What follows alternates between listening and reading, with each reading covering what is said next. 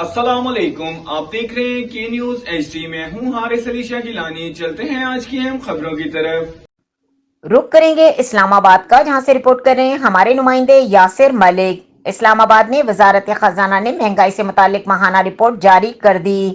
وزارت خزانہ کی جانب سے رپورٹ میں کہا گیا کہ ملک میں مہنگائی میں اضافے کا امکان ہے۔ بنیادی اشیاء کی طلب اور رسد میں فرق کے باعث مہنگائی بڑھ رہی ہے، جبکہ حالیہ ہفتوں میں پیٹرولیم مصنوعات کی قیمتوں میں اضافے سے بھی مہنگائی بڑھی۔ رپورٹ میں کہا گیا ہے کہ سیلاب کے اثرات کی وجہ سے مہنگائی میں اضافہ ہو سکتا ہے، البتہ مالی سال کے اختتام پر مہنگائی میں کمی کا امکان ہے۔ وزارت خزانہ کے رپورٹ میں کہا گیا کہ حکومت آئی ایم ایف کے پروگرام کو کامیابی سے مکمل کرنے کے لیے پرعزم ہے۔ کرنٹ اکاؤنٹ خسارہ قابو کر کے زر مبادلہ کے ذخائر پر دباؤ کم کیا جا رہا ہے۔ جولائی سے فروری تک ترسیلات زر میں 10% کمی ہوئی۔ مالی سال کے 8 ماہ میں برآمدات میں 9.7 اور درآمدات میں 21% کمی ہوئی۔ مالی سال کے 8 ماہ میں کرنٹ اکاؤنٹ خسارہ 68% کم ہوا اور غیر ملکی سرمایہ کاری میں 40.4% کمی ہوئی۔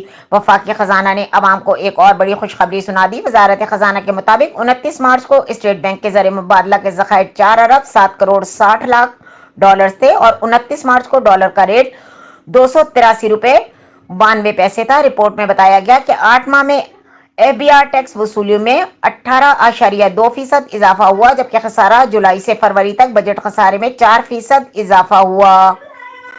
مزید خبروں اور اپڈیٹس کے لیے ہمارے ساتھ رہیے گا، تب تک کے لیے اپنا خیال رکھیے گا۔ اللہ حافظ۔